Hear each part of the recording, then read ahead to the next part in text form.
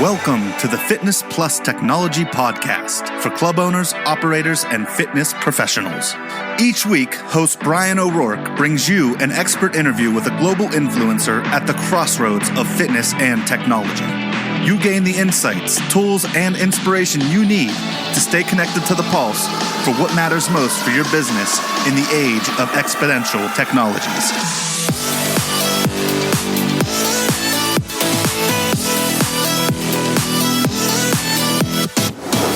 Hello, listeners, and welcome to another edition of the Fitness Industry Technology Podcast. How is your fall going? I'm getting the first taste of cooler weather, being back in the New Orleans area after touring around Europe for about 10 days. And I had the pleasure of interviewing in this episode Hans Muench. Many of you might know Hans. He's served in a variety of roles and currently advises VirtuaGym, Urban Sport.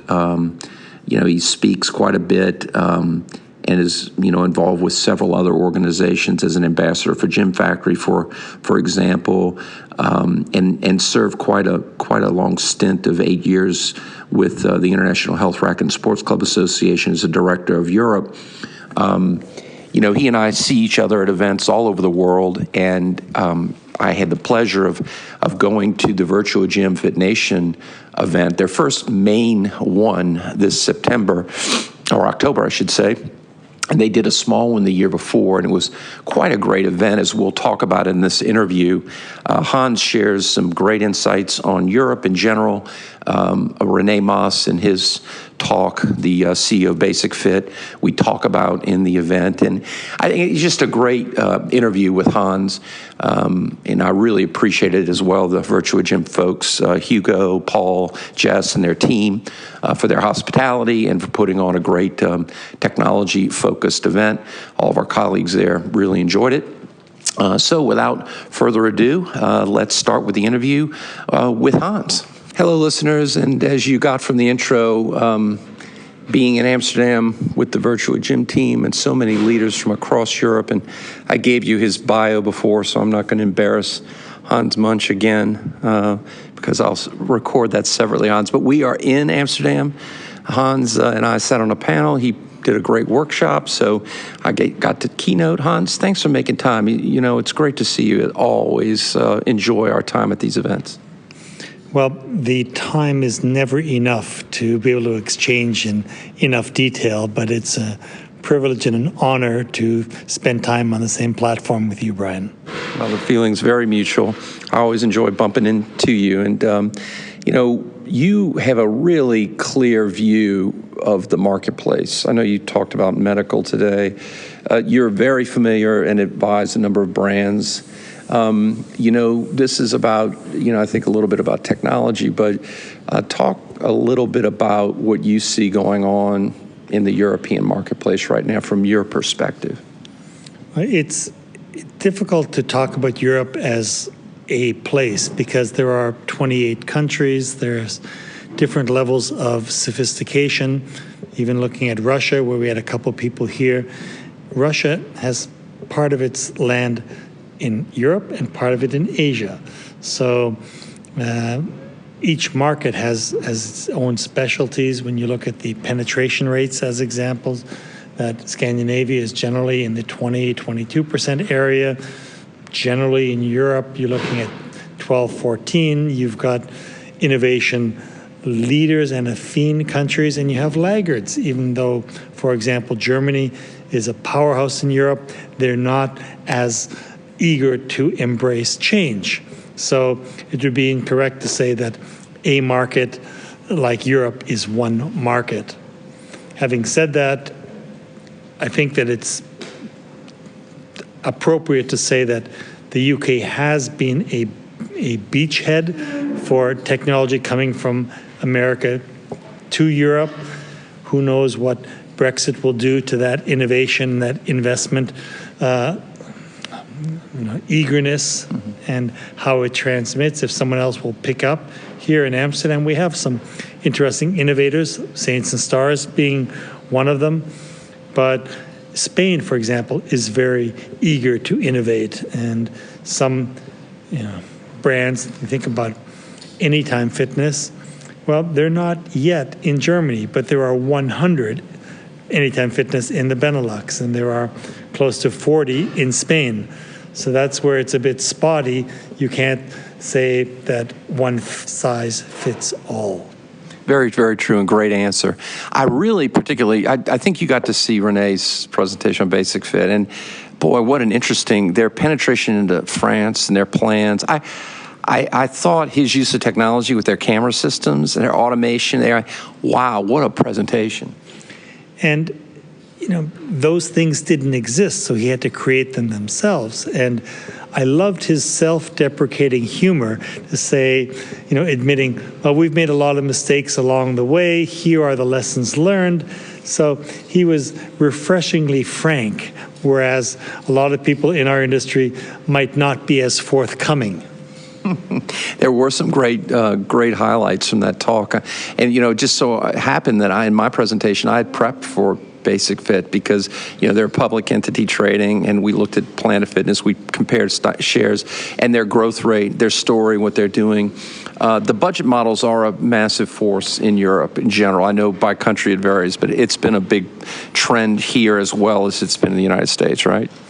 Yes, and what's interesting is that both of the major drivers in the high volume, low cost sector in the Netherlands, Basic Fit and Fit for Free, have independent of each other made a significant step in the last year in that they have raised their prices.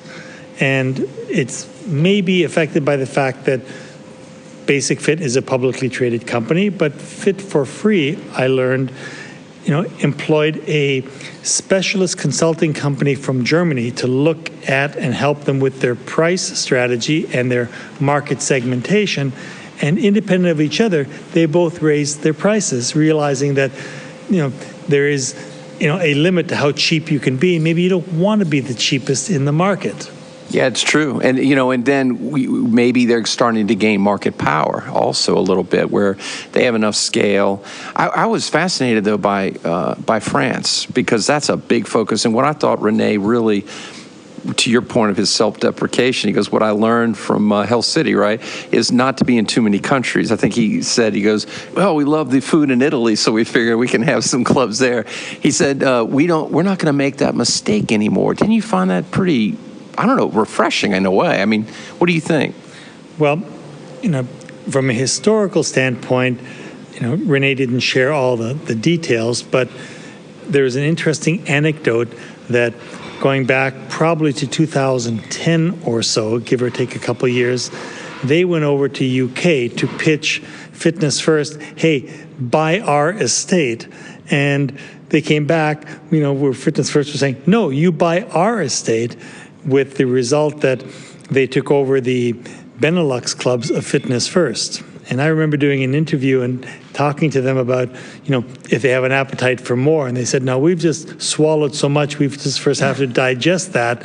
And 16 months later, Fitness First basically disposed of their France, Italy, and Spain clubs in one go. So it wasn't so much we liked the food, but here's a package where Fitness First was eager to get out of those markets, and they opportunistically took it. So I think that was more of the motivating factor than the good Italian food, which I also love. You always have some insights on those things when people make comments. So, you're tennis was in your background, of course. You're a sports person. You like working out. And, what do you see in tech right now? Like in the last few years, obviously, there's some things that are going to be pretty clear. But is there anything in particular that you'd like to share from your experiences and views with technology? Something that you had said today, dealing with technology, merged with something that I was talking to one of the other participants in the after event this evening. You can't do everything in tech, and there is, a certain. You showed in your presentation the product life cycle curve, and there's as much of a danger to be too early as too late. And the second point is you can only really effectively do as much innovation as you can integrate and implement in your organization. So getting it right, meaning following what's happening, deciding what you want to do that is good for your organization, that your members or clients are going to value, and be able to fire on it. I'll give you an example from this evening, the Russian fitness group. They have over 100 clubs. They're in the premium sector, and they've decided to start with VirtuaGym, and they have 5 clubs that are using it. They want to get that right before they scale to 100.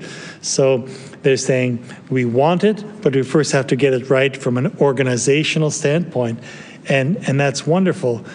I don't think that there's very many operators that can do the things that Renee is doing, developing their own virtual classes, the cameras, and he explained his learning curve of having an external security system, security company, and they're saying, no, we can't open up that locker because it's not in our book of what we're expecting to do, and the police are there, sorry, we still can't do it, realizing, no, we have to invest in doing it, bringing it in-house, and those were exciting examples, but if you're a publicly traded company, you're growing fast, and you're successful, you can make those investments, but it's not fair to compare them to others. They don't have the capacity to make those steps. Yeah, and it makes it harder for people to compete when you have people that are capable of doing what they're doing, which is exactly right. It's their secret sauce. I mean, I thought his presentation was outstanding. And generally, this is the first FitNation event that VirtuaGym and several other key partners, and I've known those guys now for a number of years. I know you've known them longer. I follow Hugo closely. I get to spend time with him and talk to him, you know, Paul, the whole team here, Jess. I know you've been involved for a while. I really am impressed with the company. I like the culture. I like the idea of this event. What do you think? Well, they did have a smaller event last year, and it was the event planner, Jess, who had the guts to say, we're going to do this. We're going to do it on relatively short notice, 3 months. We're going to make it cost neutral. And she stuck her neck out, and she got sponsors to participate. And, you know, nothing is more powerful than an idea whose time has come. We got 300 people here to attend. And that was a testament to her, you know, courage to do it, and the fact that people are interested in this topic. You might say the attractiveness of Amsterdam played a certain role in that decision-making process, but the fact that VirtuaGym is a technology company, they were able to leverage their skills to get the word out on short notice. In 12 days, I'll be in Dublin for IHRSA's European Congress, which has had consistently 600 people. They've been holding that event for 19 years. And here they got already essentially half of what IHRSA's European Congress has gotten in their first year. So that is just great. Obviously having star-studded cast, including and featuring Renee Moss, the CEO of Basic Fit, Bryan O'Rourke on the program, it does pull people in. And I just think that there's always things that you can improve, but they did a spectacular job in their first event. No, I agree. I thought it was very impressive. And listeners hear some of the noise in the background because we're about ready to go on a party. We agreed that we'd spend time. I think we've missed a podcast several times. So you hear a little clankering around because we're in the aftermath of the big show. So people are picking up around us. Hans, if you don't mind for the listeners, one last thing. Any words of advice? You've been in the industry a long time. You're one of the more connected people that I know. And you have that perspective of the current day, the future, and the past, which is, I think, a really great, because whenever we talk, I learn so much. Any observations that you think for people in the industry space that you think is important for them to pay attention to? What message would you have? Well, to answer that question, can I ask you in terms of it's not readership, it's listenership, if there is such a word, what is your breakdown of people? It's a pretty broad group. So, we have 20,000 monthly subscribers to our newsletters. We have operators. We have fitness professionals. We have suppliers. We cater more to decision makers, but there are other enthusiasts that listen. So it's a pretty broad spectrum. And by the way, more international than U.S. I mean, it's a pretty equal mix, and a lot of Australians. So it is broad. I'm sorry I'm not helping you with the answer. No, that is an answer that will help me, because if it was very U.S. focused in terms of your readership, I would have maybe a different answer. But I think that anybody that's been involved internationally knows that there's some very savvy operators out there. And your typical U.S. listener or audience might think that the United States is the cradle of fitness. There's an incredible amount of innovation that's happening outside of the United States, and it is worthwhile to go outside of your own boundaries to see what's happening, and you'd be surprised. IHRSA, for example, based in Munich, Holodia, based in Switzerland. There are some really interesting things. I think that the innovations that Basic Fit has done, McFit, another one with, you mentioned 15 brands, it's worth it for people, regardless of where you are, to come over and take a look at what's happening, because there is a lot of innovation here that others could learn from. I think that's great advice, and I've been so fortunate to do that a lot, through Asia, Australia, and New Zealand, because you're right, there's a lot of stuff happening all over the world, and if you don't get out and see it, sometimes you don't understand what's really happening. And I agree with you. I think, and for people that know me, I've helped many U.S. citizens say, get your passport because you need to go here and go there. And so that's great. Hans, always been a friend, one of the most trusted people in the space I know. I'm so grateful that we got to spend some FaceTime and you shared some of your views with our listeners. I'm humbled by it. This is my first podcast with you, and maybe it won't be the last, but again, thank you for giving me the opportunity to exchange some points of view with you, and hopefully it will be of interest and value to the listeners. Well, I'm sure it will be. I know it will be. Thanks, Hans. We look forward to seeing you again soon, doing another podcast. Hello, listeners. This is Bryan O'Rourke, and thanks so much for listening to the Fitness Plus Technology Podcast. The podcast is made possible by the Fitness Industry Technology Council, a consortium of global brands working together to enhance the adoption of technologies in the fitness space.